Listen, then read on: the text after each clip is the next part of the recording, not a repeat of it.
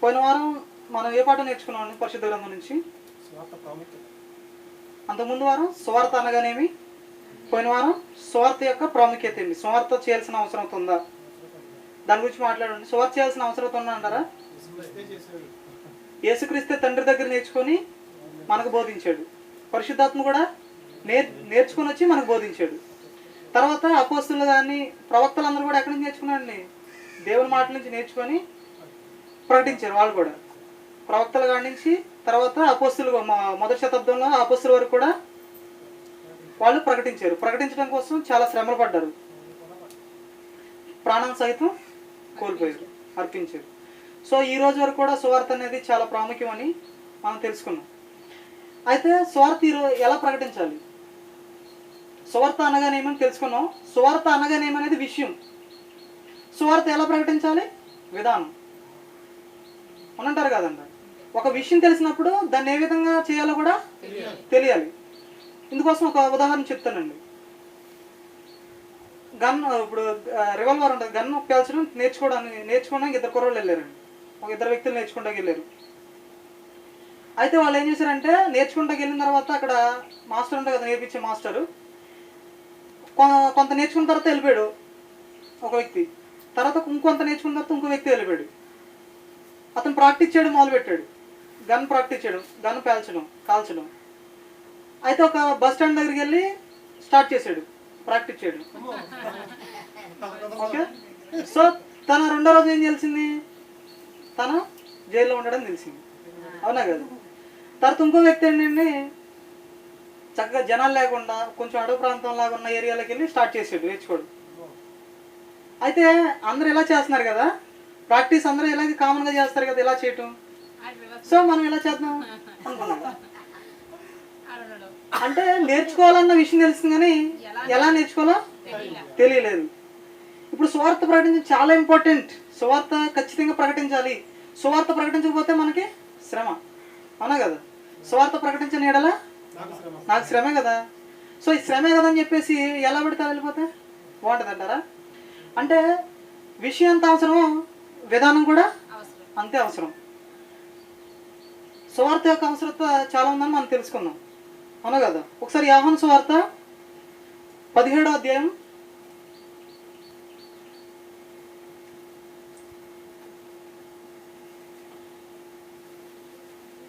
17వ అధ్యాయం అండి, 7వ వచనం.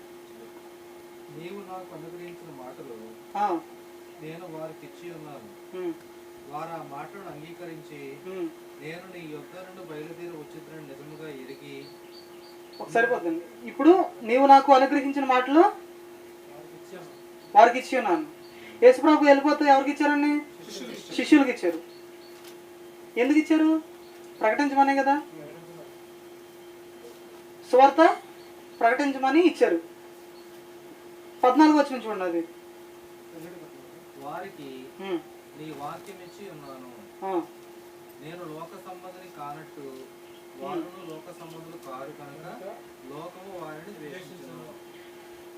ఎందుకు ఇచ్చారు? వాక్యం ఎందుకు ఇచ్చారు? వాక్యం వాళ్ళకి అవసరం కాబట్టే కదా. వాక్యాన్ని వెళ్ళిపోతే ఎందుకు ఇచ్చారు? ఏదైనా ఇవ్వచ్చు కదా. వాక్యాన్ని ఎందుకు ఇచ్చారు? వాక్యాన్ని ప్రకటించాలి కాబట్టి. తర్వాత అపోస్తల కార్యాలండి,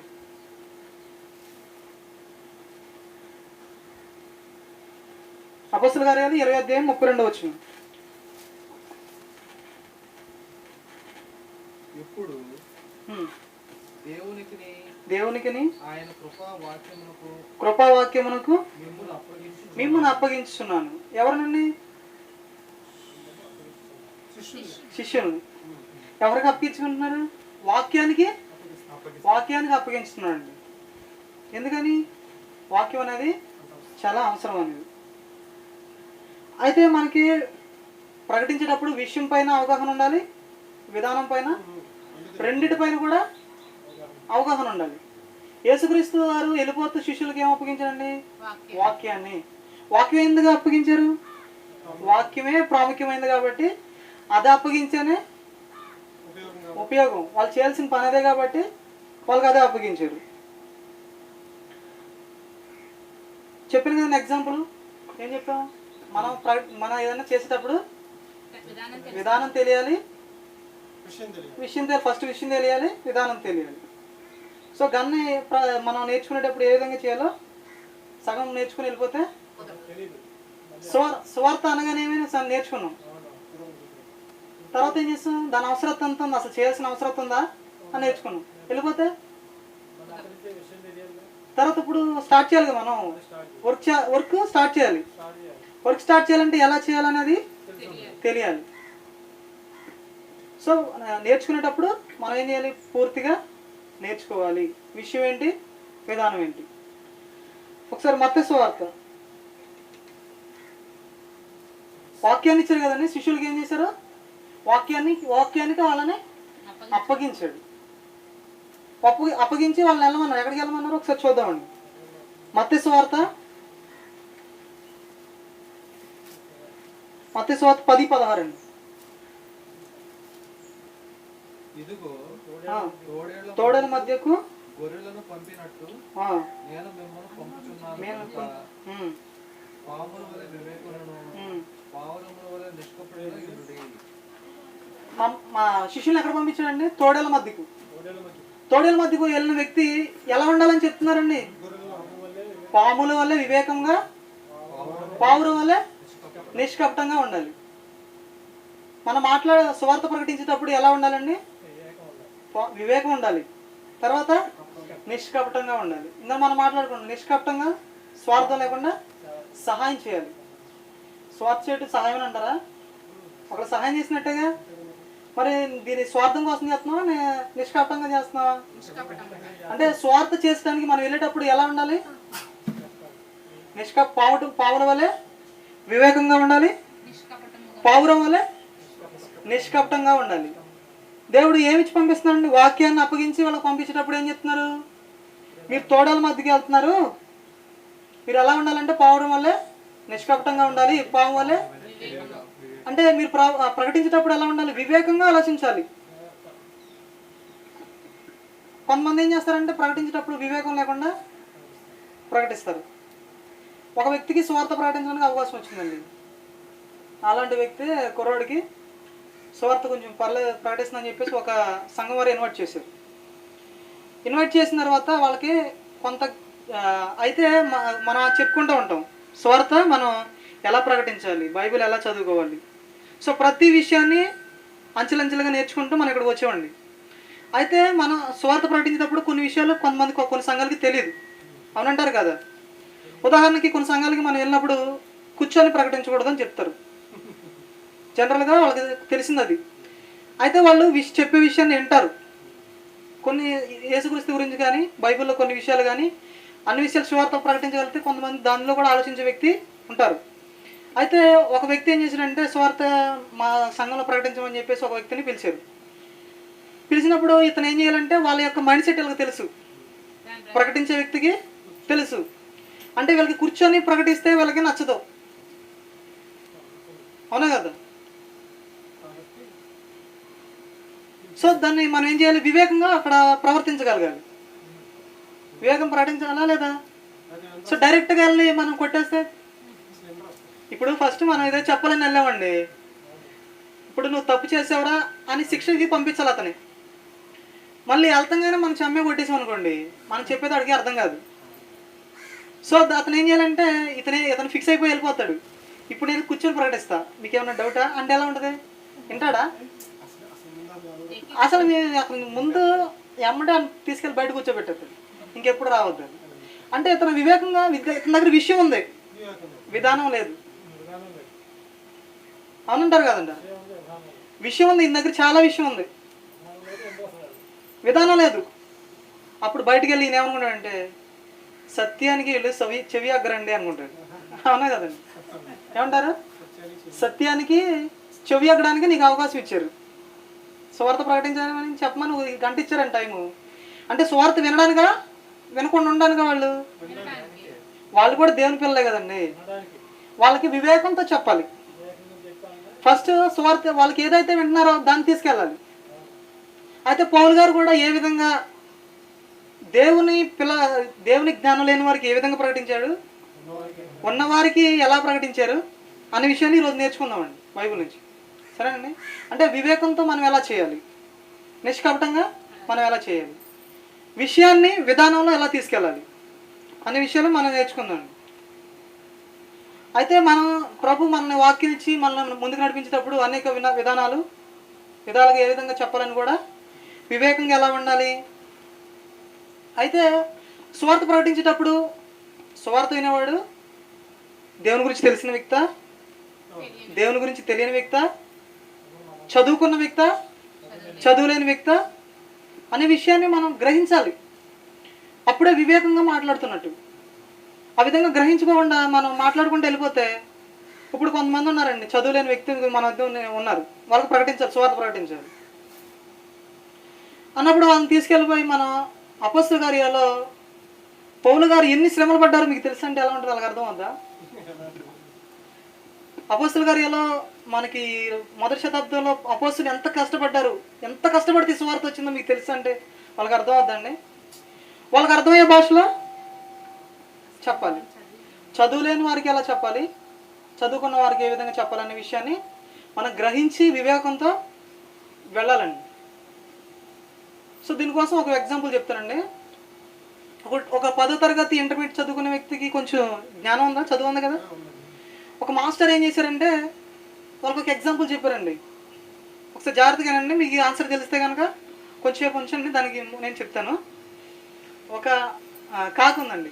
మాస్టర్ చెప్తున్నారు, పిల్లలు చెప్తున్నారు, 10వ తరగతి ఇంటర్మీడియట్ ఆ రేంజ్లో చదువుకునే వాళ్ళు కొంచెం చదువు ఉన్న వాళ్ళకి, అవునా కదా. మాస్టర్ ఏం చేశారంటే బాగా వర్షం వస్తుంది, గాలి తుఫాను. ఒక కాకు ఉందండి. ఒక కాకి అదే నార్మల్గా లేదు, నీళ్ళు వస్తుంది. ఓకే. సో అది ఏం చేస్తుందంటే ఒక కరెంటు వైర్ మీద కూర్చుందండి. అప్పుడు కరెంట్ ఉంది. అయితే కరెంటు ఉన్నప్పుడు అది చనిపోయిందండి. ఆ కరెంట్ షాక్ వల్ల చనిపోయింది.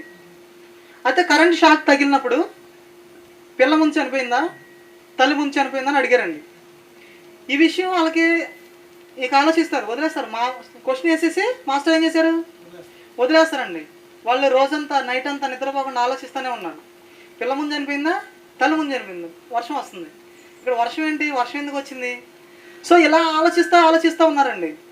వీళ్ళు చదువుకున్నారా, చదువులేని వాళ్ళ? చదువుకున్న వాళ్ళతోనే మాట్లాడుతున్నాడు మాస్టరు. సో ఈ విషయాన్ని తీసుకెళ్ళి చదువులేని వాళ్ళ తల్లి కానీ లేకపోతే వాళ్ళ మామగారు ఉన్నారండి. మామగారితో తల్లితో మాట్లాడుతున్నారు. పిల్లలు వెళ్ళిపోయి వీళ్ళకి అర్థం కాలేదండి. ఎంత ఆలోచించినా వీళ్ళకి ఆన్సర్ రాలా. పిల్ల చచ్చిపోయిందా, తల్లి చచ్చిపోయిందా. సో ఇలా ఆన్సర్ రాకపోయేసరికి వాళ్ళ మామగారిని వాళ్ళ తల్లిగారిని అడిగిన తర్వాత వాళ్ళ మామగారు చదువులేదండి. వాళ్ళు మరి పూర్వం తాతలకి మన తల్లిదండ్రులకి చదువు ఎక్కువగా ఉందండి, అసలు చదువు లేదండి. వెళ్ళిపోయి వాళ్ళు నేర్చుకున్నాను పెద్ద గొప్ప. సో అట్లాంటి వ్యక్తుల్ని వీళ్ళు వెళ్ళి అడిగారండి. అడిగిన తర్వాత వాళ్ళ మామగారు ఏం చెప్పారంటే, అన్న కాకి నీలోసు కదమ్మా, గుడ్లు పెడద్దని చెప్పింది. అవునా కాదండి. అంటే ఇప్పుడు చదువుకున్న వాళ్ళ దగ్గర ఎలా మాట్లాడాయి, చదువు లేని వాళ్ళ దగ్గర. అంటే చదువు లేని వాళ్ళు మనుషులు చదివారండి, వాళ్ళకి ఎక్స్పీరియన్స్ అంటారు, అనుభవాలు ఉన్నాయి.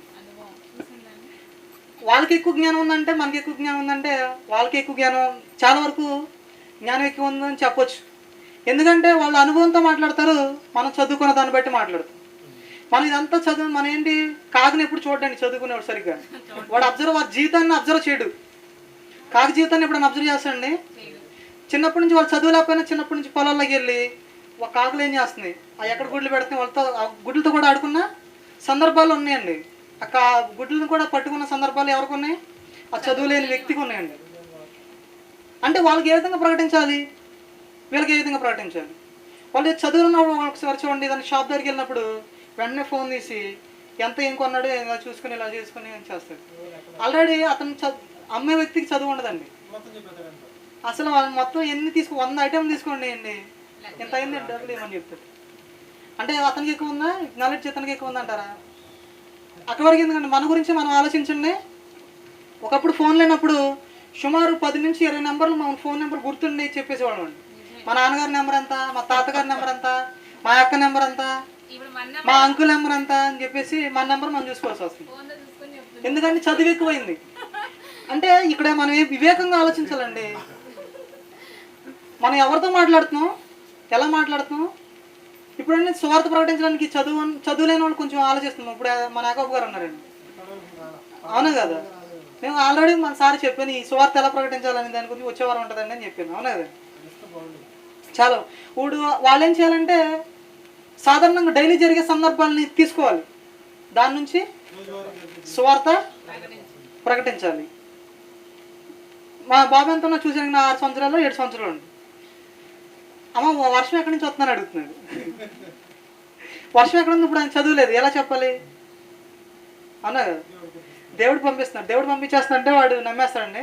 తర్వాత ఇంకో ప్రశ్న వస్తుంది. ఇప్పుడు నేను ఒకటి చెప్పి, ఇప్పుడు నీకు మంచినీళ్ళు అవుతున్నాయి, నీకు బాబు నీకు మంచినీళ్ళు అవుతున్నాయి, అక్కడికి వెళ్ళి నువ్వు తెచ్చుకుంటావా లేకపోతే ఎంత చేతిగా నువ్వు తీసుకురా. అన్న తీసుకురావాలి, నాన్న తీసుకురావాలి, నువ్వన్నా తెచ్చుకోవాలి. తెచ్చుకోండి, నీకు వస్తా, నీ దాహం తీరుద్దా అంటే, నీకు దాహం తీరాలి అంటే, నీ పొలం పంటాలి అంటే వర్షం రావాలి. వర్షం అంటే దాని అంతా కదా వచ్చేస్తుందా అంటే, నీ తండ్రి నీ దేవుడు పైనుండి పంపిస్తున్నాడు, ఆయన పంపించకపోతే అది రాదు. అంటే ఒక పని జరగాలి అంటే ఎవరైనా ఉండాలి. అదేవిధంగా నువ్వు వాటర్ నీ దాహం తీరాలంటే నువ్వు తెచ్చుకోవాలి, లేకపోతే మీ నాన్నగాని మీ అమ్మగాని తీసుకురావాలి. బాగుందా. అంటే చదువు లేని వాళ్ళకి ఏ విధంగా ప్రకటించాలి, చదువు ఉన్న వారికి ఏ విధంగా ప్రకటించాలని వివేకంతో మనం వెళ్ళాలండి.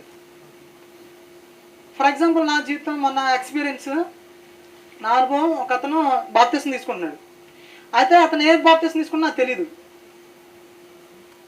బాప్తిసం తీసుకుంటే వాళ్ళ పాస్టర్ గారు చెప్పారంట, బాప్తిసం తీసుకోవడం కాదు, ఫస్ట్ ఒక నెల ఒక వారం మీరు క్లాస్ కరెక్ట్గా తీసుకోవాలి, అప్పుడు ఇస్తా అని చెప్పారంట. అయితే వీళ్ళు ఏది తీసుకున్నారంటే మ్యారేజ్ గురించి. మ్యారేజ్ 3-4 రోజుల్లో ఉంది.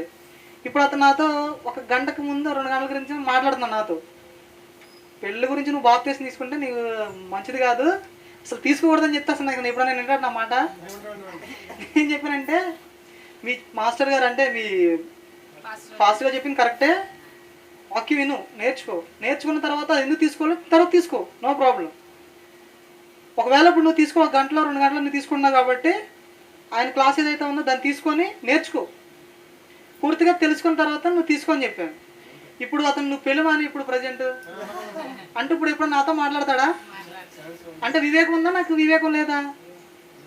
వెంటనే మొన్న 3 వారాలు మనం నేర్చుకున్నాం కదా దేని గురించి, బాప్తిసం గురించి. ఆ వీడియోలో అతను పెట్టేసి, అవునా కదా, పెట్టాను. ఒకవేళ ఇంటేంటాడు సాక్షాత్మే ప్రకటించాను, తర్వాత అయినా వినవు అని చెప్పాను. అంతేగాని ఇప్పుడు 1 గంట 2 గంటలు నా దగ్గర కూర్చో నేను చెప్తాను అన్నాను. అయితే యాక్చువల్గా అతను తీసుకునేది జీలకర్ర బాప్తిసం అండి, చిలకరింపు. మీ పాస్టర్ మంచోడు కాదు, చిలకరింపు తీసుకోకూడదు అని చెప్పాను అనుకోండి, అయితే ఆ వీడియోలు కూడా చూడడం అవునంటారు కదండి. సో కొంతమంది ఇంకా ఏం చేస్తారంటే, పిల్లలకి ఏం చెప్తారంటే, బైబిల్ చదువు, నువ్వు ఈ లోక జ్ఞానం నేర్చుకోకపోయినా పర్వాలేదని చెప్తూ ఉంటావు. వీళ్ళకి వివేకం ఉందంటారా. ఇప్పుడు నేను ఉన్నానండి, ఒక కాలేజీలో స్వార్థ ప్రకటించాలి, నన్ను ఇన్వైట్ చేశారు. ఇప్పుడు ఇంతకుముందు నేను న్యూట్రిషన్ గురించి మాట్లాడాను కదండి, అంటే మంచిగా పోషకాహారం ఎలా తీసుకోవాలి అనే విషయాన్ని మాట్లాడాను. అయితే నాకు ఎక్స్పీరియన్సెస్, నేను డాక్టర్స్ కూడా, నేను ఆర్ఎంపీ డాక్టర్స్కి కూడా నేను ఫుడ్ ఎలా తీసుకోవాలి వాళ్ళు గైడ్ చేశారు. వాళ్ళు గైడ్ చేసినప్పుడు నన్ను ఏం అడుగుతారు, నీ క్వాలిఫికేషన్ ఏంటని అడుగుతారు, నువ్వేం చదువుకున్నావు అని అడుగుతారు. కొంచెం నేనేం చదువుకోలేదంటే ఎన్నా వాళ్ళు పట్టించుకోరండి పెద్దగా, అవునా కదా. నేను వెంటనే నేను ప్రజెంట్ నేను ఎంబీ చేశాను న్యూట్రిషన్లో, తర్వాత నేను ట్రైనింగ్ అయ్యాను ప్రజెంట్. సో న్యూట్రిషన్ గురించి నేను గైడ్ చేస్తున్నాను చాలామందిని. సో నా ఎక్స్పీరియన్సెస్ ఇదని చెప్పేసి చూపించారు. వింటాడా వింటా, నేను న్యూట్రిషన్ తీసుకున్న వాళ్ళ ఇన్ని బెనిఫిట్స్ వచ్చినాయి నాకు, నేను ఆల్రెడీ ఎంబీఏ చేశానండి, న్యూట్రిషన్ గురించి నేను ట్రైనింగ్ అయ్యాను, ఆ సర్టిఫికెట్ ఇదని కానీ చూపించాను. వింటాడా. సో నేను డాక్టర్స్కి, ఆర్ఎంపీ డాక్టర్స్ కూడా నేను గైడ్ చేసిన రోజులు ఉన్నాయి. సో వాళ్ళు వినాలి అంటే నా క్వాలిఫికేషన్ అడుగుతాడు, నువ్వేం నేర్చుకున్నావు, ఏం చదివావు. అయితే మనం బైబిల్ చదువుకోవాలి పిల్లలని చెప్పగానే ఖచ్చితంగా వాడు కొంతమంది ఏం చెప్తారంటే నేను బైబిల్ చదివిన కాడ నుంచి వేరే చదవడం నాకు అసలు ఎక్కట్లేదండి, బుర్రకి ఎక్కట్లేదండి అంటారు. కానీ పిల్లల్ని తీసుకెళ్ళి సువార్తను మనం ప్రకటించినప్పుడు కొంతమంది పిల్లల్లో ఉద్రేకం పెరిగిపోద్దండి. వాళ్ళకి సవాల్ చేసి ప్రకటించాలనే విధంగా తయారైపోతారండి, అవునంటారు కదా. సో వాళ్ళు కొంతమంది ప్రజలకు వెళ్ళి ప్రకటిస్తున్నప్పుడు వాళ్ళు చెప్పేది వినేయాలంటే వాళ్ళ క్వాలిఫికేషన్ చూస్తారు. సో మనం కూడా లోక జ్ఞానం కూడా కొంత నేర్చుకొని ఉండాలి. స్వార్థ ప్రకటించాలి అంటే మన క్వాలిఫికేషన్ కూడా వాళ్ళు అడుగుతూ ఉంటారు. ఓన్లీ నేను బైబులే చదువుకుంటాను, లోక జ్ఞానంతో నా పని లేదు, నేను ఏ డిగ్రీ చేయను, 10th క్లాస్ ఇంటర్మీడియట్ కూడా చదవను, ఆ చదువుతో పని లేదు, నేను బైబుల్ ఒకటి చదువుతానంటే బాగుంటుందా? వింటారండి నేను వినరు వింటారా? వినరండి. అందుకే మనం వివేకంతో ఉండాలి. ఇప్పుడు చాలా విషయాలండి. ఇప్పుడు మన సువార్తకి చాలా ఇంపార్టెన్స్ ఏమి ఇవ్వాలని తెలిసింది. బైబిల్ అనేది ప్రతి ఒక్కరు నేర్చుకోవాలి. దేవుని జ్ఞానం అర్థం కావాలి అంటే, సువార్త మనం ప్రకటించాలంటే బైబిల్ ఖచ్చితంగా నేర్చుకోవాలనేది విషయం అర్థమైంది. ఇప్పుడు చదువు కూడా ఉండాలి. ఇప్పుడు 10వ తరగతి ఇంటర్మీడియట్ చేస్తున్నాను అండి. ఈరోజు డిగ్రీలు సంపాదించడం ఎంత ఈజీ అండి, చాలా ఈజీ. ఇంటికాడుని కూడా చేయొచ్చండి, అన్నా కదా. వీళ్ళు ఏం చేస్తారంటే ఇంటికాడుని బైబిల్ చదువుతారు తప్ప డిగ్రీలు చేయడానికి సంవత్సరాలు కష్టపెడతారు, అవునా కదా. అంటే దేనికి ఎక్కువ ఇంపార్టెన్స్ ఇస్తున్నారు? చదువుకి ఎక్కువ ఇంపార్టెన్స్. అంటే చదువుకి ఇవ్వద్దా? చదువుకి ఇవ్వచ్చండి. మనకి కొంత స్టేజ్కి వెళ్ళిన తర్వాత ఇప్పుడు పిల్లలు చూడండి, కొంచెం ఇంటర్మీడియట్ వాళ్ళు చదువుకున్న కొంచెం భయపడి చదువుకుంటారు. అయ్యో మనం చదువు ఫెయిల్ అయిపోతామేమో, పాస్ అయిపోతాం. కొంచెం డిగ్రీలోకి వెళ్ళిన తర్వాత ఎలా ఉంటుంది? హీరో కాళ్ళ ఎగరేస్తా అంటారు చూడు, మాస్టర్లు చెప్తూ ఉంటారు, మీరు హీరోలు అయిపోయారా, కాళ్ళ ఎగరేస్తున్నారు మా ముందే అంటారు. అంటే ఆ స్థాయికి వెళ్ళబడికి వాళ్ళకి ఏమర్థమైంది? చదవటం చాలా ఈజీ, ఇది పెద్ద ఇదేం కాదన్నట్టు అర్థమైంది. సో ఈరోజు డిగ్రీలు సంబంధించి కూడా చాలా ఈజీ అయిందండి. సో లోక జ్ఞానం కూడా ఈజీగానే ఉంది, అది పెద్ద విషయం కాదు అని పిల్లలు కూడా అర్థం చేసుకోవాలి. అర్థం చేసుకుని దాంతోపాటు మనం ఇవ్వగలిగితే వాళ్ళ నాలెడ్జ్ ఎక్కువ అవుద్ది. సో అలా ఆ క్వాలిఫికేషన్తో మనం ముందుకెళ్తున్నప్పుడు ఎవడైనా వింటాడండి. ఎంత పెద్ద వ్యక్తి అయినా, ఎంత చదువుకున్న వ్యక్తి అయితే మనం ఎక్స్ప్లెయిన్ చేయగలం, ఈ విషయాన్ని అర్థం చేయించగలం. మనం ఏ చదువు లేకుండా బైబిల్ ఒకటే చెప్తాను ఏనంటే వినరండి. అంటే వివేకంతో వెళ్తున్నాడు ఆ వ్యక్తి, వివేకం లేదండి. విషయం ఉంది కాదంట్లా, చదువుకున్నాడు, బైబిల్ బాగా నేర్చుకున్నా కానీ వినడండి. చెప్తున్నప్పుడు వినే వ్యక్తి వినడు. సో చదువు కూడా అవసరం అండి. చదువు అవసరం లేదని మనం చెప్పకూడదు. అంటే వివేకంగా మనం చెప్పాలి అంటే అతను ఏమైనా విధంగా అంటే ఇతనికి ఏ క్వాలిఫికేషన్ ఉందండి. ఇప్పుడు మనం డాక్టర్ దగ్గరికి వెళ్ళాలండి, ఏం చేస్తాం? ఆర్ఎంపీయా, ఎంబీబీఎస్ఆ, ఎండియా చూస్తాం లేదా? అవునా కదా. ఇప్పుడు మనం ఒక పిల్లడిని ట్యూషన్ పంపించాలనుకోండి, అతను ఏం చదువుకున్నాడు? పిల్లడు చెప్పే జ్ఞానం ఉందా అని ఆలోచిస్తాడు లేదా? సో చెప్పే వ్యక్తి మన దగ్గర వినాలి, మన దగ్గర ఆగాలి అంటే మన క్వాలిఫికేషన్ చూస్తాడండి. చూడ ఎవరో వ్యక్తి బాగా చదువుకున్న వ్యక్తి బాగా మనం ఏం చేస్తున్నామండి? పరిపూర్ణమైన వారి మధ్య జ్ఞానాన్ని బోధిస్తున్నామండి. ఏ పరిపూర్ణం ఉంది వాళ్ళకి?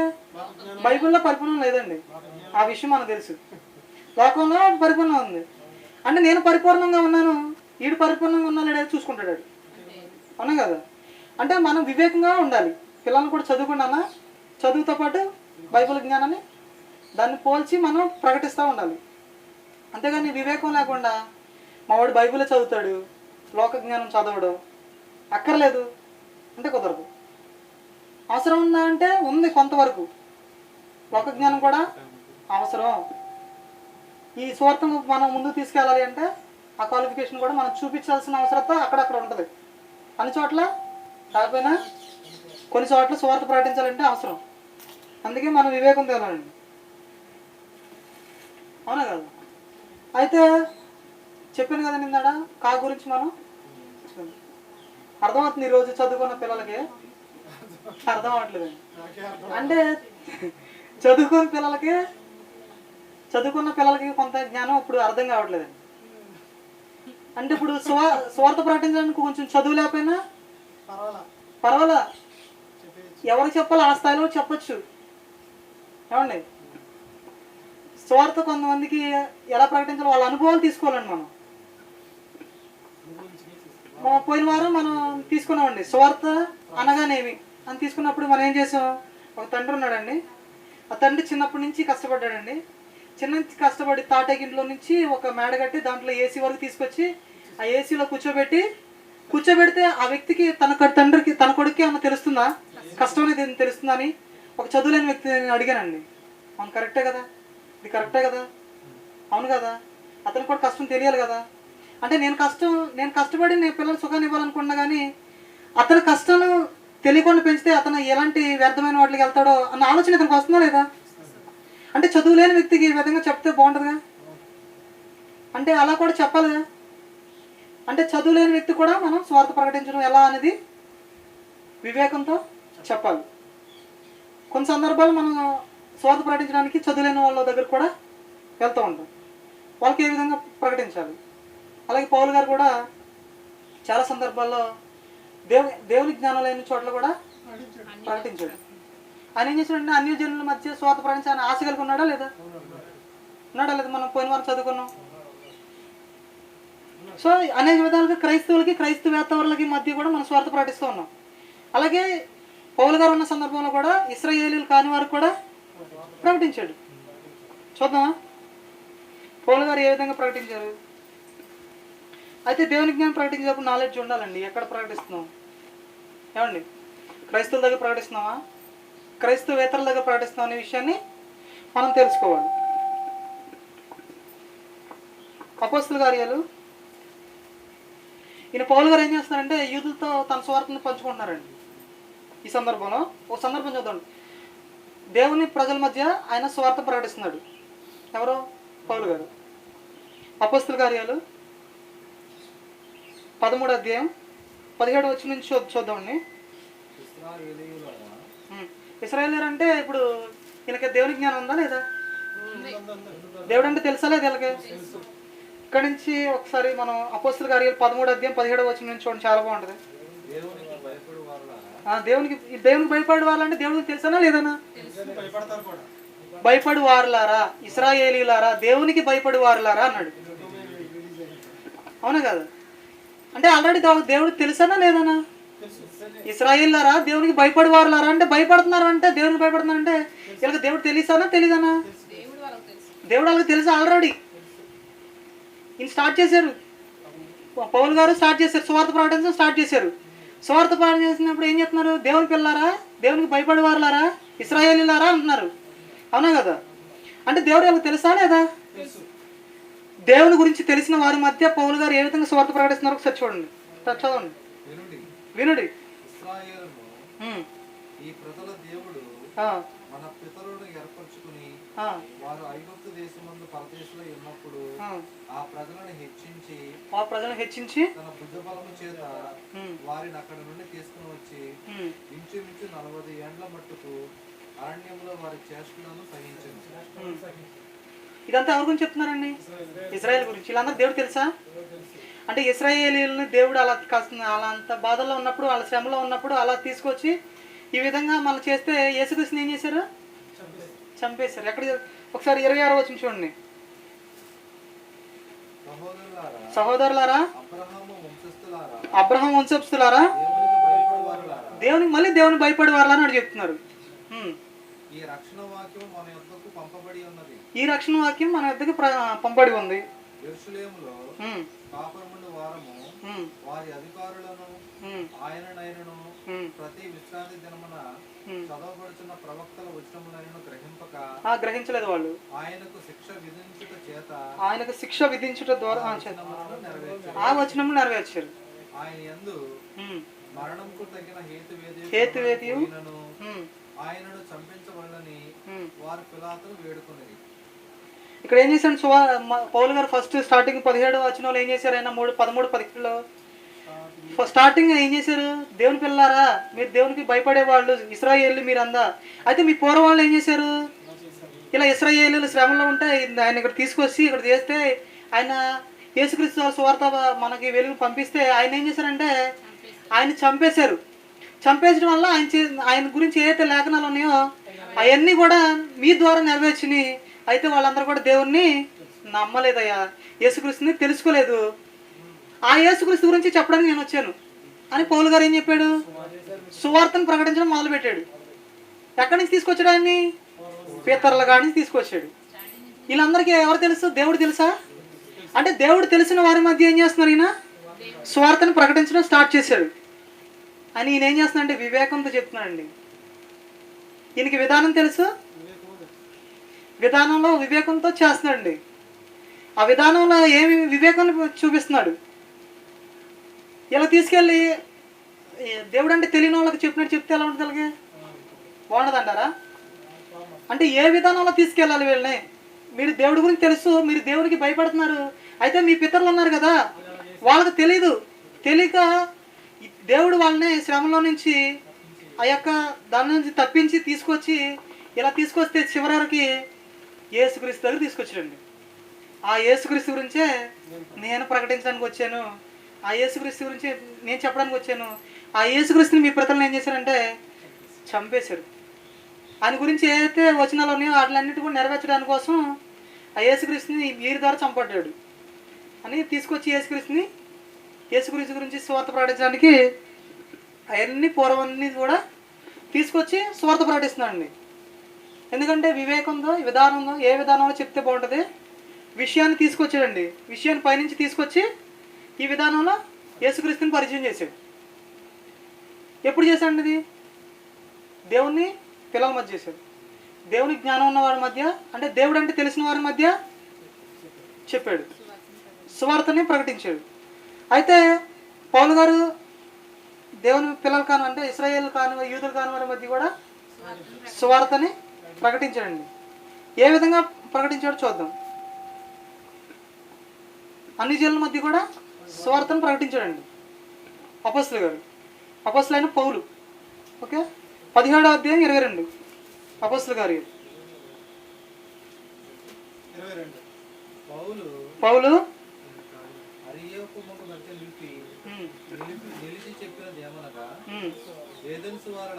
ఏథెన్సు వారలారా అంటే దేవుని తెలిసిన పిల్లలా?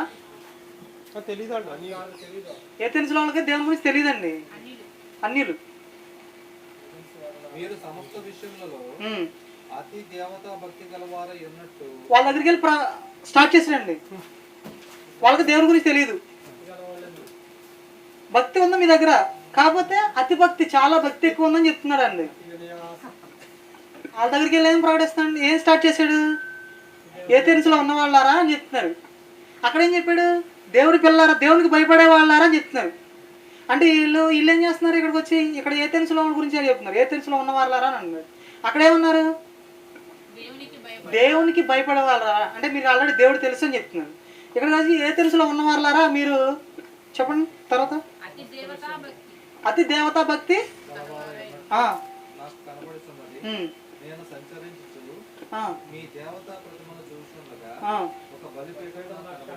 మీ ఊరంతా తిరిగి నేను వస్తున్నాను. ఇలా వస్తుంటే ఒక దేవతా పీఠం నాకు కనబడింది. దాని మీద ఏమైంది? తెలియబడిన దేవునికి అని రాయబడింది. అంటే ఈ విషయాలన్నీ వాళ్ళకి తెలిసి అక్కడ ఉన్న పరిసర ప్రాంతాల్లో ఏవైతే ఉన్నాయో దాన్ని బట్టి మాట్లాడుతున్నాడు ఈయన.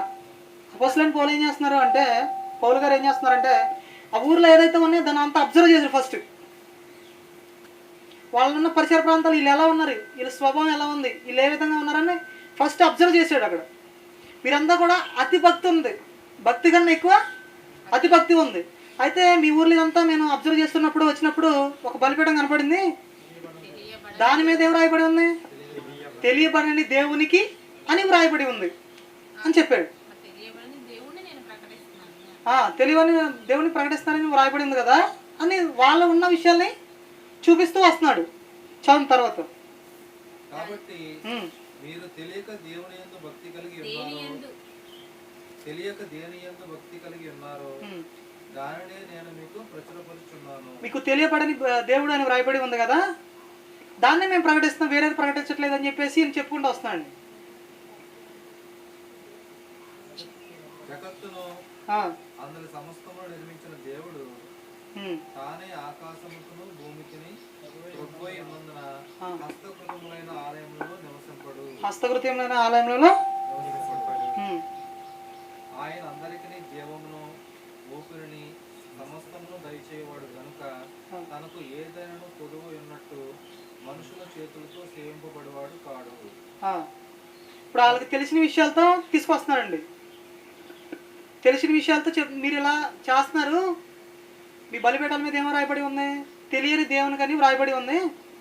అయితే ఇక్కడ వాళ్ళు చేసేదాన్ని చూపించుకుంటూ తీసుకొస్తున్నారండి. ఇక్కడ అయితే హస్తకృత్యంలో దేవుడు నివసింపడని చెప్పుకుంటూ తీసుకొస్తూ ఇంకా ముందుకెళ్దామండి. మరియు యావత్ భూమి మీద కాపురమునుటకు ఆయన ఒకరి నుండి ప్రతి జాతి మనుషులను సృష్టించి వారు ఒకవేళ దేవుని తడుగులాడి కనుగొందురేమో అని తన్ను వెతుకు నిమిత్తము నిర్ణయ కాలమున వారి నివాస స్థలం యొక్క పొలి మేరలను ఏర్పరచును.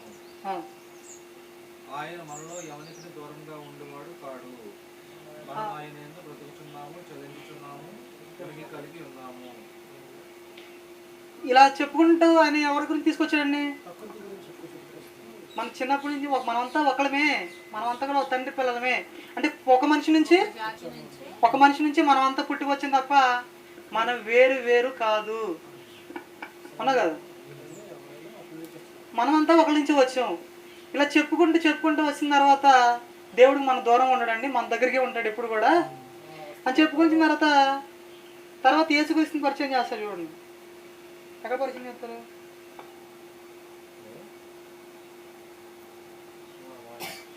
ఎన్నో వచ్చిన చూడండి.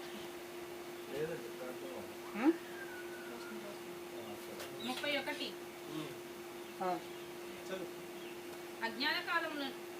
అజ్ఞాన కాలములను దేవుడు చూచి చూడనట్టుగా ఉండెను. ఇప్పుడైతే అంతటను అందరూ మారు మనసు పొందవలనని మనుషులకు ఆజ్ఞాపించుచున్నాడు. ఎందుకనగా తాను నియమించిన మనుషుని చేత నీతిని అనుసరించి భూలోకమునకు తీర్పు తీర్చబోయేది ఒక దినమును నిర్ణయించి ఉన్నాడు. యేసుక్రీస్తు గురించి చెప్పుకుంటూ వస్తున్నారు. మృతులలో నుండి ఆయనను లేపినందున దీనిని నమ్ముటకు అందరికీ ఆధారము కలుగజేసి ఉన్నాడు. ఇక్కడ ఏం చేస్తున్నారు?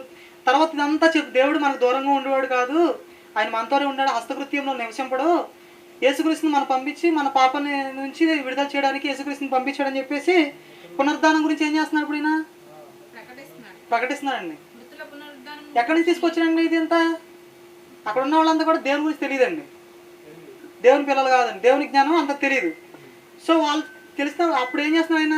దేవుని పిల్లల దగ్గర ఎలా చెప్పాడు? దేవునికి భయపడి వాళ్ళ అని చెప్పుకుంటూ వచ్చాడు. ఇక్కడ ఏం చెప్పుకుంటూ వస్తున్నాడు?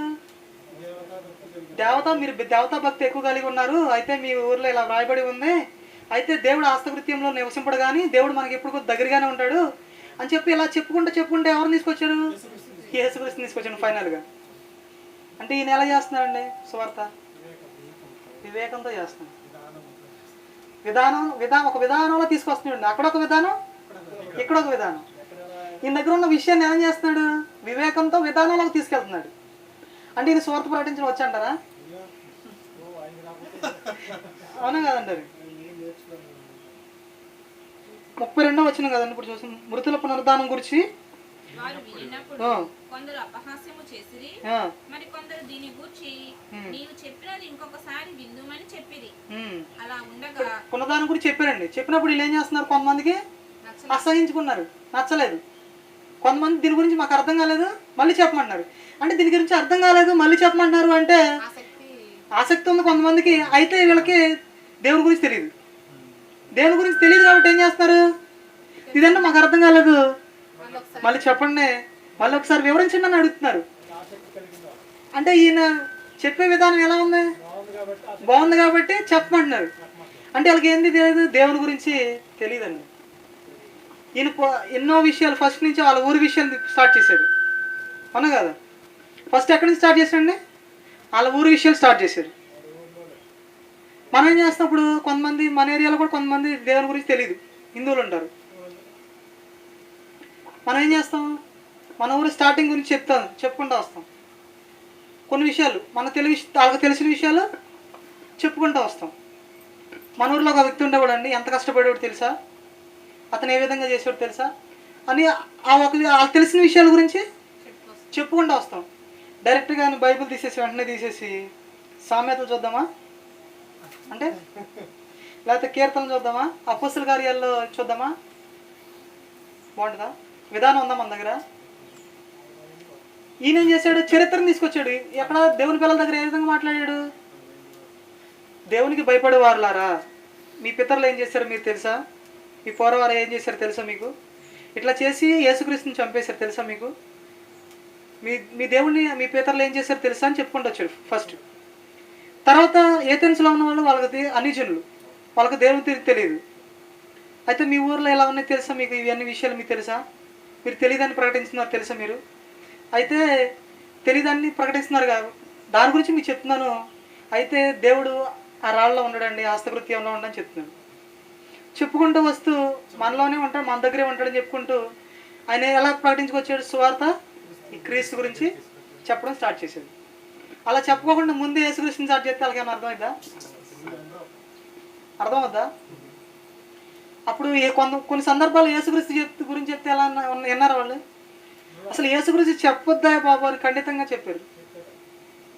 అంటే యేసుక్రీస్తు చెప్తే కేసెస్ ఎట్లా ఉన్నారు అలాగే, అవునా కదా? సో ఆయనకి వివేకంతో ఆలోచిస్తున్నాడండి. అప్పుడు వివేకంతో విధానంతో విషయాన్ని ముందుకు ఎలా తీసుకెళ్ళాలి అనే విధానం చెప్తున్నాం. సో మనం స్వార్థ ప్రకటించేటప్పుడు దేవుని గురించి తెలిసిన వాళ్ళ దగ్గర, దేవుని గురించి తెలిసిన వారి దగ్గర బైబిల్ తీసి చక్కగా చెప్పొచ్చండి. హ్యాపీ చెప్పొచ్చా లేదా? మనం పాపం చేయకూడదు, దేవునితో ఎలా ఉండాలి, స్వార్థ ఎలా ప్రకటించాలి, బైబిల్ ఎలా చదువుకోవాలి, హ్యాపీగా తీసేసి వచనాలు తీసుకొచ్చి ఈజీగా చెప్పేయచ్చు. సో మనకు దేవుని గురించి తెలిసిన వాళ్ళ దగ్గర ఈజీగా చెప్పేయచ్చు అండి. ఇప్పుడు స్వార్థ అంటే ఏంటో తెలియదు, యేసుక్రీస్తు అంటే ఏంటో తెలియదు, వాళ్ళకి ఏ విధంగా తీసుకెళ్ళాలి? కొంతమంది అసలు బైబిల్ని చెప్పొద్దు ఆయన దగ్గర, యేసుక్రీస్తు గురించి నా దగ్గర చెప్పొద్దు అంటారు. వాళ్ళకి ఏం చెప్పాలి? మానేద్దామా? ప్రకృతి గురించి, లేకపోతే ఆ ఊర్లో విషయాల గురించి, అతనికి తెలిసిన విషయాల గురించి, కొన్ని విషయాల గురించి చెప్పుకుంటూ దాని దగ్గరికి తీసుకొచ్చి చివరిగా యేసుక్రీస్తుని చూపించాడు. అప్పుడు వింటాడు, అనగా కొంతమంది మన స్వార్థ ప్రకటిస్తుండే యేసుక్రీస్తు పుట్టాడా, ఎక్కడ పుట్టాడు, ఏంటి అసలు నమ్మాలా అని చెప్పుకుంటా వస్తుంది. ఒక వ్యక్తి ఏం చేశాడంటే ఇలాగే యేసుక్రీస్తు అండి, 2 మేకులు 2 చేతులు ఒక కర్ర పీక్కోలేపాడు. ఆయన మనం నమ్మాలా అన్నాడు. ఆయనకి అసలు దేవుని గురించి వినడం ఇష్టం లేదు, యేసుక్రీస్తు గురించి బైబిల్ గురించి వినడం ఇష్టం లేదు. అతను ఏ విధంగా ప్రకటించాలి? ఇప్పుడు అతను నమ్ముతాడా? మన పాపాల కోసం ఆయన ఆ రోజు ఏ విధంగా చనిపోయాడండి, అసలు ఆయన లేకపోతే మనకు రక్షణ లేదు, ఒకసారి బైబిల్ తీసి చూద్దాం అంటే వింటాడా? ఆయన రక్షణ లేదు, ఆయన లేకపోతే మనకి ఈరోజు మనకు పరలోకం లేదు, ఆ స్వర్గం లేదా నీకు, నువ్వు వింటావా వినవా అంటే ఉండదా? అసలు కొంతమంది ఇలాగా మీరు యేసుక్రీస్తు చెప్తున్నారా, ఆయన 2 మేకులు పీక్కోలేకపోయాడండి, ఆయన గురించి మీరు చెప్పడం ఏంటండి, మనుషులు చంపేసిన దేవుడు అండి అని చెప్పుకుంటా వస్తుంది. అతని గురించి మనం మాట్లాడుతున్నాం, మనం చెప్పాలా లేదా? కొంతమంది నువ్వు నమ్మవా, దేవుడు చూసుకుంటాడు, యెహోవా ఈరే, అవునా కదా? సో అతను కూడా మనం చెప్పగలగాలి. మరి యేసుక్రీస్తు గురించి మనం చెప్పాలా వద్దండి? అలా అన్నప్పుడు ఇప్పుడు మనం అతను ఏం చేస్తామంటే కొంచెం చరిత్రలో తీసుకెళ్తాం, కొంచెం అంటే మీకు చదువుకున్నారు కదండి, మీరు చదువుకున్నారుగా అని మాట్లాడుతాం. మరి మనం నేర్చుకున్నది కూడా మన చరిత్రలోంచి నేర్చుకున్నాం కదా. మరి ఇప్పుడు గాంధీ గారి బొమ్మ మన నోటి మీద ఉందా? మన స్వతంత్రం కోసం పోరాడా? ఇప్పుడు ఆయన పోరాడబట్టి మన స్వతంత్రం వచ్చింది. అంటే ఆ బొమ్మ ఎప్పటి నుంచి బొమ్మ చూపిస్తున్నాం కదా, నోటి మీద బొమ్మ చూపిస్తున్నాం కదా. అంటే ఈయన ఎప్పుడైనా చూసారు మీరు ఒరిజినల్గానే అడుగుతాం, చూసాడా? మరి స్వతంత్రం ఎక్కడి నుంచి వచ్చింది నీకు? అని నువ్వు చరిత్రలో చదువుకున్నావుగా, చిన్నప్పటి నుంచి చదువుకుంటున్నావు కదా. నువ్వు స్వతంత్రం వచ్చిందని చరిత్రలో చదువుకున్నావు, తర్వాత గాంధీ గారు బొమ్మ చూపిస్తున్నావు అంటే ఆయన పుట్టాడా? బొమ్మ చూపిస్తే అదే నోటేస్తున్నావు కదా. అంటే అతను ఏం చెప్తున్నావు? చరిత్ర చూపించుకోతున్నావు. అంటే నువ్వు చరిత్ర నమ్మవా అంటున్నావు. చరిత్ర నమ్మకపోతే స్వతంత్రం కూడా నమ్మవద్దు. స్వతంత్రాన్ని వచ్చిందని ఎలా నమ్ముతావు? చరిత్ర నమ్మితేనే కదండి స్వతంత్రం వచ్చిందని నమ్ముతుంది. చరిత్ర నమ్మకపోతే స్వతంత్రం కూడా నమ్మవు. అంటే స్వతంత్రానికి నువ్వు విలువ ఇవ్వకపోతే చరిత్ర నమ్మవు, అవునా కదా? సో తను అలా తీసుకోవచ్చు అంటే చరిత్ర నమ్ముతున్నావుగా, చరిత్ర నమ్ముతున్నావు కాబట్టి గాంధీ గారి మనకి స్వతంత్రాన్ని తీసుకొచ్చారు. 1947లో మన స్వతంత్రం ఎలా తీసుకొచ్చి మనకు స్వతంత్రాన్ని మనం అందించాడు. అంటే గాంధీ గారు నమ్ముతున్నావు, చరిత్ర నమ్ముతున్నావా? మరి చరిత్రలో యేసుక్రీస్తు పుట్టాడో లేదని ఉంటుందిగా, చరిత్రలో కూడా ఉన్నాడు కదా యేసుక్రీస్తు. అంటే చరిత్రలో యేసుక్రీస్తు చనిపోయిన కూడా లేపాడుగా. చరిత్రలో ఆయన ఉన్నప్పుడు చాలా మంది రాజులు ఉన్నారుగా. మరి ఆయన చరిత్ర నమ్మవా నువ్వు? ఆ రాజుల చరిత్ర నమ్మవా? నమ్ముతాం కదా. అంటే యేసుక్రీస్తు చనిపోయిన కూడా లేపాడుగా, గుడ్డలను కూడా బాగు చేశాడుగా, కుంటలను కూడా బాగు చేశాడుగా.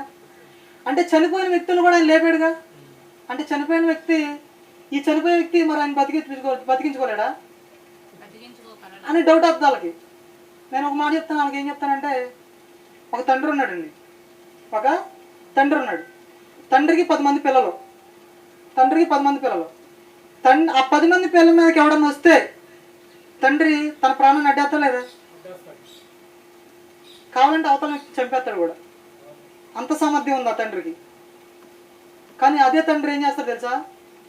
ఒక్కో రోజున అన్నం తిండు, 3 పూటల్లో 2 పూటలు తిండు, 1 పూట తింటాడు. ఇలా చేస్తున్న ప్రతిరోజు కష్టపడి ఇలా చేస్తున్న తండ్రి కొన్ని రోజులకి శక్తి నశించిపోద్దా లేదా? అలా ఆహారం లేకుండా ఎన్ని రోజులు బతకగలడు? అంటే ఇతను ఎవరి కోసం చేస్తున్నాడు? పిల్లల కోసమే కదండి.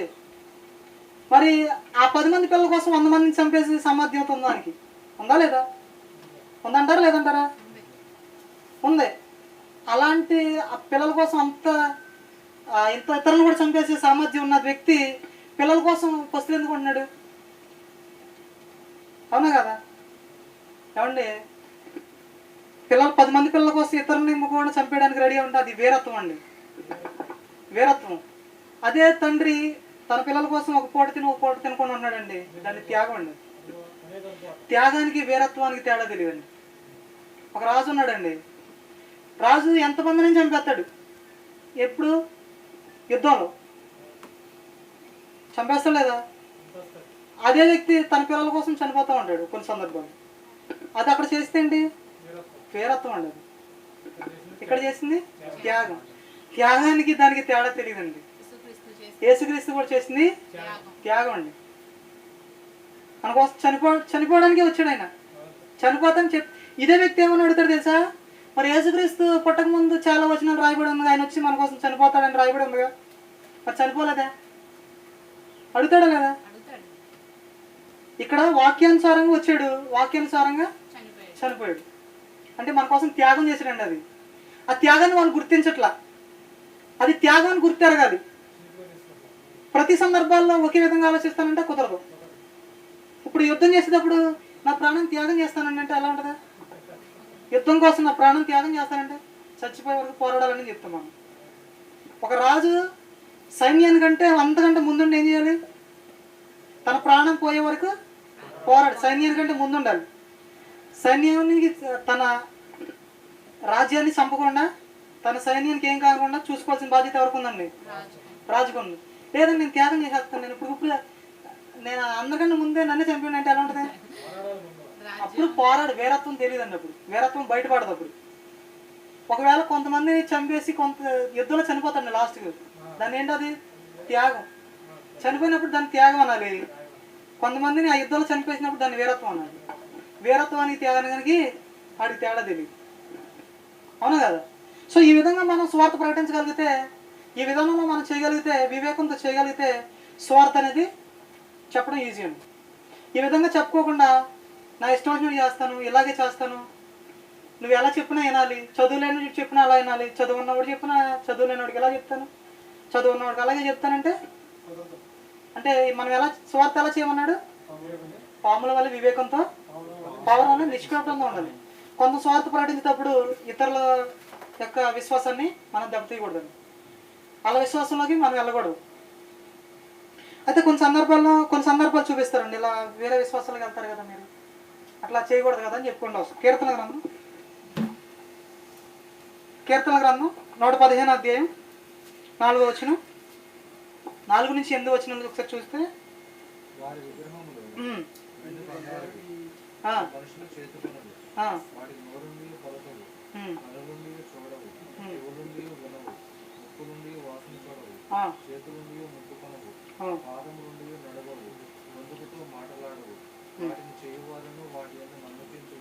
వాళ్ళు కూడా ఇలాగ ఉన్నారని చెప్తున్నారు. అలా ఏదైతే కదలకుండా మెదలకుండా ఏదైతే ఉన్నాయో ఇట్లా చెప్తున్నారు. ఎవరు చెప్తున్నారు? కీర్తనలో ఉన్న భక్తుడు చెప్తున్నారు. ఇదంతా ఎందుకు చెప్తున్నాడండి? అక్కడ సందర్భం ఏంటి అంటే ఆ సందర్భంలోకి వెళ్ళరండి, వివేకం లేదు. ఆ సందర్భం ఏంటి, ఎక్కడ దేని గురించి మాట్లాడుతున్నారనే విషయాన్ని తెలుసుకోవాలి. మరి దావీదు గారు చేశారుగా, కీర్తన గ్రంథంలో చేశారుగా, మనం కూడా అలా చెప్దామంటే కుదరదు, అట్లా చెప్పకూడదండి. అంతే, దాని గురించి మనం ఏం చేయాలి? పవన్ వల్లే వివేకంతో ఉండాలండి. ఇప్పుడు సువార్త అంటే తెలియదు వాళ్ళకి. మీరు ఇలా చేస్తున్నారు కదా, మీరు వాటికి ఇచ్చేస్తున్నారు కదా, ఇట్లకి ఇచ్చేస్తున్నారు, మీరు కూడా అలాగే ఉన్నారండి అంటే వాళ్ళు వింటారా? ముందు బయటికి వెళ్ళి కూర్చోంటాడు, బయటకు పంపించేస్తారు. ఎప్పుడు అప్పుడు మనలే సత్యానికి వీళ్ళకి మార్గాలు తెరవరండి అంటే ఎలా ఉంటుంది? మార్గం మూసేసి నువ్వేనా అని చెప్పాలి. అవునా కదండి? అవునా కదా? మార్గం మూసేసింది నువ్వే, మార్గం తెరవడని నువ్వే చెప్తుంది. అందుకే మనం ఫస్ట్ మనం నేర్చుకుని బైబిల్ ఎలా నేర్చుకోవాలి అవునండి. కొంతమంది కూడా అంటే నువ్వు పాత నిబంధన వద్దా నీకు? పాత నిబంధన వద్దా నీకు? పాత నిబంధన ఎందుకు రాయబడిందండి? ఒకసారి మనం పోయిన వారం చెప్పుకున్నాం కదా, పూర్వ విషయాలన్నీ ఎందుకు రాయబడినాయి? మనకి బోధ కలగడానికండి. అవి కూడా మనకి బోధ చేస్తున్నాయండి. ఫర్ ఎగ్జాంపుల్, బోధ ఎలా కలుగుతుంది అని చెప్పే విషయం గురించి మనం చెప్తున్నాం అండి. ఇప్పుడు యేసుక్రీస్తు గురించి మనం బోధ చేస్తున్నాం అంటే స్వార్ చేస్తున్నాం. స్వార్ చేసేటప్పుడు స్వార్ చెప్తుంటే మనం ఎన్నుకుంటా పోతారని చెప్పి వినేవాడు క్వశ్చన్ చేస్తాడు. యేసుక్రీస్తు గురించి, యేసుక్రీస్తులో చాలా మంది పుట్టారండి, భూమి పుట్టారు, ఏదో ధర్మకార్యం చేశారు, అవి చేశారు, ఈ చేశాడు, ఈ చేశాడు, అవి చేశాడు అని చెప్పుకుంటూ వెళ్తాడు. వాడి దగ్గర ఒక హిస్టరీ ఉంటుంది, మన దగ్గర ఒక హిస్టరీ ఉంటే వాళ్ళ దగ్గర ఒక హిస్టరీ ఉంటుంది. అంటే మనం ఎప్పుడు ఏం చేస్తాం? యేసుక్రీస్తు పుట్టక ముందే ఆయన గురించి వ్రాయబడిందయ్యా, అలా వ్రాయబడినాడు ఎవడన్నా ఉన్నాడని చూపించుకోవచ్చు, మనం తీసుకొస్తాం. అంటే పూర్వ విషయాలన్నీ ఏం చేస్తున్నాం? అవి కూడా బోధపడతాయి కదా, అవి వాటి నుంచి కూడా మనం బోధ చేస్తాం లేదా? వీడు వచ్చేసి కొంతమంది ఏం చేస్తుంది, చెప్పేవాడు ఏం చేసేస్తుండే, నీకు వద్దా పాత వద్దా తీసి కొత్త నిబంధన చెప్పు అంటాడు. అవునా కదా? పూర్వ విషయాలు ఏమి ఎలా ఉన్నాయంటే మనకి బోధపడతాగేనండి. ఇప్పుడు ఒకేసారి మనం చెప్తామండి, ఇప్పుడు ఒక విషయం చెప్పాలి పిల్లలకి. ఇప్పుడు పిల్లలకి జాగ్రత్త చెప్పడానికి వచ్చాం, ఒక స్కూల్కి మనల్ని ఇన్వైట్ చేశారు, పిల్లలకి జాగ్రత్తలు చెప్పాలి. ఇప్పుడు పిల్లలు ఏం చేస్తారంటే 10th క్లాస్ నుంచి ఇంటర్మీడియట్ డిగ్రీ లోపల ఉన్న వాళ్ళు ఏం చేస్తారు? బండి మీద ఎలా వెళ్తారు? స్లోగా వెళ్తారా? జాగ్రత్తగా. కొంచెం వయసు 30 40 సంవత్సరాలు వచ్చిన వెళ్తాడు, జాగ్రత్తగా వెళ్తాడు. అలా కదా? పిల్లలకి ఈ వయసులో ఎలా ఉంటుంది? బాగుంటుందా? స్పీడ్గా వెళ్తుంది. వాళ్ళకి మంచి మాటలు చెప్పమని మనల్ని ఇన్వైట్ చేశారు మాస్టర్ని. దేవుడి మాటలతో పాటు ఇవి శుభ్రం చెప్పండి అని చెప్పేసి ఇన్వైట్ చేశారు. వాళ్ళకి ఏం చేస్తామంటే ఆల్రెడీ జరిగే విషయాన్ని తీసుకొస్తాం, అంతేగాని బైబిల్లో ఏం చెప్పారు తెలుసా? యేసుక్రీస్తు జాగ్రత్తగా వెళ్ళాలి, నిన్ను వల్ల నువ్వు పొరుగు వారిని ప్రేమించాలి కాబట్టి నీకు హాని కలగకూడదు, అలాగే హాని కలగకూడదు. ఫస్ట్ స్టార్టింగ్ చేసావు అనుకో, వీళ్ళ చేసిందా అనుకుంటాడు. అంటే ఇప్పుడు ఎలా ఉంది స్వార్థ అంటే? ఎలా ఉంది? చీప్గా ఉంది, చాలా తక్కువగా చూస్తున్నారు. యేసుక్రీస్తు గురించి చెప్తానంటే కానీ చెప్పండి అంటాడా? ఉండండి. సో అప్పుడు మన వివేకాన్ని అక్కడ పెట్టాలి. మన పూర్వం జరిగే కొన్ని విషయాలు తీసుకురావాలి. ఫర్ ఎగ్జాంపుల్, మనం ఒక ఊరిని తీసుకున్నాం, మనం ముందు తాగుతున్నారు, చాలామంది తాగుతున్నారా? ఎప్పటి నుంచి తాగుతున్నారు? మన పూర్వం మన తాతలు తాగారు, ముత్తాతలు తాగారు. ఇప్పుడు ముందు తాగే వాళ్ళు తక్కువేరా ఎక్కువేరా? ఎక్కువైపోయారు ఇప్పుడు లెక్కలో. సరే, చిన్నప్పుడు యాక్సిడెంట్లు జరిగినాయి. చిన్నప్పుడు మన పూర్వం నుంచి యాక్సిడెంట్ జరిగింది. ఎడ్ల బండ్లు ఉన్నప్పుడు కొన్ని యాక్సిడెంట్లు, ఒక రకం యాక్సిడెంట్ జరిగింది. తర్వాత ఆటోలు ఉన్నప్పుడు ఒక 2 రకం, తర్వాత బళ్ళు వచ్చినప్పుడు, కార్లు వచ్చినప్పుడు, విమానాలు వచ్చినప్పుడు ఏ విధంగా యాక్సిడెంట్లు జరిగినా చూపించుకుంటూ వచ్చి. అవునా కదా? ఇప్పుడు చాలామంది పిల్లలు లవ్ చేసుకున్నారా? అదే ప్రేమించుకుంటున్నారా? ప్రేమించుకొని మోసపోతున్నారా? ఎప్పటి నుంచి మోసపోతున్నారు? ఎప్పటి నుంచి మోసపోతున్నారు? మన వాళ్ళు కూడా కొంతమంది పూర్వం కూడా చరిత్రలో కొంతమంది మోసపోయిన వాళ్ళు ఉన్నారు. బైబిల్ గురించి కాదు, మన బయట నుంచి కూడా. అంటే ప్రేమించి మోసపోయి ఆత్మహత్య చేసుకున్న ఉన్నారా? మరి ప్రేమించిన వీళ్ళ గురించి ఇప్పుడు యాక్సిడెంట్ చేస్తున్నారు కుర్రాళ్ళు, వీళ్ళే. ప్రేమించి మోసపోతున్నారు, వీళ్ళే చేస్తున్నారు. పిల్లలకి ఈ చెప్పడానికి మనం వచ్చినాయి అంటే ఇది చిన్నప్పటి నుంచి ఈ విధంగా జరుగుతూనే ఉంది. సో ఇవన్నీ చూపించుకుంటూ వస్తున్నాం. చరిత్రలో ఏదైతే జరిగిందో, మన పూర్వతలో ఎలా మోసపోయారో, లేకపోతే ఎన్ని యాక్సిడెంట్లు ఎలా చనిపోయారు అని చూపించుకుంటూ వస్తున్నాం.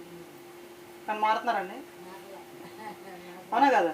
సో ఇవన్నీ కూడా మనం చూపించుకుంటూ వాళ్ళకి తల్లిదండ్రుల గొప్పతనం ఏంటో ఇలా చూపించుకుంటూ వస్తే, ఇలా చూపించిన తర్వాత బైబిల్లో ఒక వాక్యం ఉందండి, ఎన్ని చూపించిన తర్వాత వాళ్ళు ఎమోషనల్గా అవుతారా లేదా? కొంతమంది మా కుర్రోడు ఇక్కడ చాలా కుర్రోడిని చాలా తండ్రి ఎంతో ప్రేమించేవాడండి. వాడు తాగి తాగి చనిపోయాడు. చనిపోతే అతని జీవితానికి అతని తల్లిదండ్రులకి ఏమైనా చేశాడండి అని మాట్లాడుతూ ఉంటాం. మరి అతని తల్లిదండ్రులు చిన్నప్పటి నుంచి పుట్టిన కాడి నుంచి ఎంత పెంచాడండి. ఒక తాగుడికి బానిసయ్యి ఒక ప్రేమ అనే ముసుగులో మోసపోయి ఆత్మహత్య చేసుకున్నాడండి. అతని పరిస్థితి ఏంటండి, తల్లిదండ్రుల పరిస్థితి ఏంటండి, అతని జీవనానికి ఏమైనా అర్థం ఉందా అని మనం కొన్ని ఉదాహరణలు చెప్తూ ఉంటాం. ఒక జవాన్ ఉన్నాడండి, యుద్ధానికి వెళ్ళాడండి. అతను చనిపోతే వీర మరణం అంటున్నాము. అతని దేశానికి గొప్ప సేవ చేశాడండి. అతని జీవితం ఎంతమంది జీవితాలకి పాఠం నేర్పిస్తుందని పిల్లలకు నేర్పిస్తాం. అప్పుడు రోజు రేపు నుంచి ఏం చేస్తాడు, స్లోగా వెళ్తాడు బండి. అలా చెప్పకుండా బైబిల్ తీసి ఎమ్మటే స్వార్థ ప్రకటించే వారి పాదములు ఎంతో సుందరమైనవి కాబట్టి నేను మీ స్వార్థ ప్రకటిస్తాను అంటే వింటారండి వాళ్ళు పిల్లల? ఫస్ట్ స్టార్టింగ్ అలా చెప్తే వింటారా? ఇలాంటి మంచి విషయాలు మీరు నేర్చుకోవాలంటే బైబిల్లో ఒక విషయం చెప్తానండి. బైబిల్లో ఒక విషయం ఉందండి, దేవుడు మన తల్లిదండ్రులను ఎలా ప్రేమించాలి, సన్మానించాలనే విషయాన్ని చెప్తారండి. చిన్న విషయం. మీకు ఎవరైనా దగ్గర బైబిల్ ఉంటే ఈ వాక్యం చూడండి, లేకపోతే మీకు ఏదైనా నెట్లో కావాలంటుందండి ఈ వాక్యం చదవండి. సో మీరు నచ్చితే చూడండి అని చెప్పేసి ఆ ఒక్క 2 వాక్యాలు చూపించి వదిలేసుకోండి. ఎలా ఉంటుంది? బాగుంటుందా?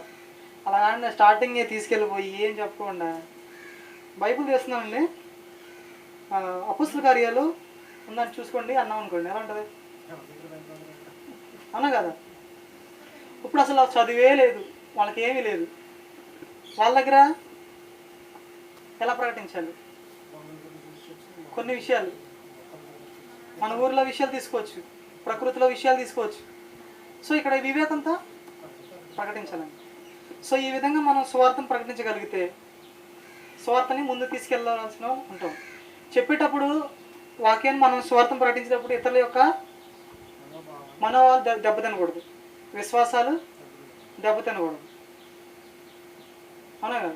కొంతమంది ఏం చేస్తారంటే వీళ్ళకి స్వార్థ ప్రకటించేటప్పుడు వీళ్ళని ఏ విధంగా దెబ్బతీయాలని మాట క్వశ్చన్ చేసేవాళ్ళు కూడా ఉంటారు. వాళ్ళు ఏం చేస్తారంటే మనం వాక్యం ఇక్కడ ప్రకటిస్తున్నామండి, యేసుక్రీస్తు గురించి ఏమైనా డౌట్స్ వస్తే మనం అడగాలి, చెప్తాం క్లియర్గా. ఏమంటే మేము వాక్యం చెప్తున్నామండి, దీంట్లో విషయాలు ఏమైనా మీకు డౌట్స్ ఉంటే లాస్ట్లో అడగండి అని చెప్తాం మనం. అవునా కదా? వాడు అతను ఏం చేస్తారంటే ఇక్కడ వదిలేసేసి వాళ్ళ గ్రంథంలో అది ఉందిగా మరి అది తప్ప అని అడుగుతాడు. మనం జాగ్రత్తగా ఉండాలి. ఏమంటే నేను దీన్ని ప్రకటించడానికి వచ్చాను, దీంట్లో ఏమైనా డౌట్స్ ఉంటే ఇది అడగండి, దీన్ని నా స్వార్థ ప్రకటించి నాకు ఈ పని, లేకపోతే ఆ పని చేసేవాళ్ళు నన్ను అడగండి వెళ్ళి అని చెప్పాలి తప్ప దాంట్లో కూడా అక్కడ చాలా తప్పులు నేను అవి మీకు అర్థం కాదు అని చెప్పామంటే ఎలా ఉంటుంది? ఆ తప్పులు మీకు తెలియదండి. అవునా కదా? వివేకం ఉందంటారా? నేను వివేకంగానే ఉన్నాను, దేవుడా నన్ను రక్షించాలంటే ఇప్పుడు కుదరదా? మన చావు మనం తెచ్చుకున్నట్టు అవుద్ది. అవునా కదా? సో ఇలా ప్రకటించేటప్పుడు మనం ఈ జాగ్రత్తలు తీసుకోవాలండి. యేసుక్రీస్తు వెళ్ళిపోతే ఏం అప్పగించాడండి మనకి? వాక్యాన్ని అప్పగించు. వాక్యాన్ని అప్పగించేటప్పుడు జాగ్రత్తలు కూడా ఇచ్చాడండి. ఆ జాగ్రత్తలు తీసుకుంటూ మనం స్వార్థ ప్రకటించాలండి. అంతేగాని వాక్యం ఆ జాగ్రత్త లేకుండా ప్రకటించేస్తాను. కొంతమంది కుర్రాళ్ళు ఉంటారు, నేను ఇప్పుడు చెప్తున్న వాక్యాలు ఎవడైనా ఇక్కడ మీసం ఉన్నవాడు ఎవడైనా కాదని చెప్పే దమ్మున్నవాడు ఎవడైనా ఉంటారండి, ఇదేం చెప్పాల ఫస్ట్ ఇంకా వింటాడండి, వింటాడా? నేను ఒక మాట చెప్తానండి. ఇప్పుడు ఎవరైనా ఒక వ్యక్తికి ప్రసాద్ ఉన్నాడు. ప్రసాద్కి మా ఇంటి పక్కన ఉన్న వ్యక్తి ఒక అతను తెలుసు. ఆదం గురించి అతను మస్తు మంచోడు కాదు, ఏదో చెడ్డగా నెగిటివ్ కామెంట్స్ చెప్పాడు. చెప్పిన తర్వాత నేను ఎక్కడ కూర్చున్నా అయ్యే కనబడతాయి, వేరే కనబడతా, వేరే విషయాలు కనబడదు. నేను ఫోన్ తీసాను అనుకోండి, ఈ ఏదో చేస్తాను ప్లాన్ చేస్తున్నాను అంటాడు. అవునా కదా? ఎందుకంటే ఎప్పుడు చూస్తే నెగిటివ్గానే చూస్తాను. నేను ఎంత మంచి పని చేయనండి, నేను ఏదో స్వార్థం లేకుండా ఎవరికో మంచి చేద్దామని వెళ్ళా. ఏమండి ఈయన ఏదో యాత్నకి వెళ్ళిపోతున్నాడు, వీడేదో తప్పు త్రోవ పట్టించడానికి వెళ్తున్నాడు అని చెప్పేసి ఎప్పుడు చూసినా ఆయన మైండ్లో అదే కనపడుద్ది. అవునా కదండి? మరి స్వార్థ ప్రకటించడానికి వెళ్ళినప్పుడు నువ్వు పాజిటివ్గా వెళ్ళాలి. పాజిటివ్గా వెళ్ళకోకుండా వెళ్తాం కానీ నెగిటివ్ మైండ్ పెట్టే వాళ్ళకి. అక్కడ పెద్ద పెద్ద గెడ్డలు ఉంటారు, మనం ఎంత వయసు, చిన్న వయసు. పెద్ద పెద్ద ముసలాళ్ళు ఉంటారు, గెడ్డ ఇంత బాగా పెంచుకున్న వాళ్ళు ఉంటారు. మేము మేసాల దగ్గరికే ఉన్నాం. ఇంకా వాళ్ళ మధ్యలోకి వెళ్ళిపోయి వాళ్ళు ఏదో మంచి మాటలు చెప్తావు నేను పిలిచారు. అవునా కాదు? కొంతమంది ఉంటారు పెద్ద పెద్ద స్పీకర్స్ ఉంటారు, వాళ్ళు మాట్లాడేటప్పుడు వాళ్ళు ఆ స్థాయిలో మాట్లాడుతున్నారు. అవునా కదండి? ఆ స్థాయిలో మాట్లాడినప్పుడు ఆ స్థాయిలోనే మాట్లాడారు, ఈ స్థాయిలో మాట్లాడినప్పుడు ఈ స్థాయిలోనే మాట్లాడారు. ఇప్పుడు చిన్నపిల్లడికి ఇచ్చామండి స్వార్థ ప్రకటించడం, ఒక 15 సంవత్సరాలు 20 సంవత్సరాలు వ్యక్తిని ఇచ్చాం. వాళ్ళు ఎలా ఫైర్లో ఉంటారు. ఫైర్లో ఉన్న వ్యక్తి నేను ఇప్పుడు చెప్పుకున్న విషయాలు చూసుకోండి, మీరు యూట్యూబ్లో కొట్టుకుంటారు, ఎక్కడ కొట్టుకుంటారు చూసుకోండి. దీన్ని కాదని కూడా ఎవరైనా ఉంటారు అండి అన్నాం అనుకోండి, మనల్ని కాదంటారు, ముందు బయట పంపించారు. అవునా కదండి? స్వార్థ ప్రకటించడానికి అవకాశం ఇచ్చినప్పుడు దాన్ని ఏ విధంగా ప్రకటించాలి, పాజిటివ్ మైండ్స్ ఎలా తీసుకెళ్ళాలి అనేది తీసుకెళ్ళాలి. ఇప్పుడు కీర్తన గ్రంథంలో ఫస్ట్ 1వ వచనం చూస్తే 4 నుంచి 8 చదువుకున్నావా? కీర్తన 115 చూసుకున్నాం కదా.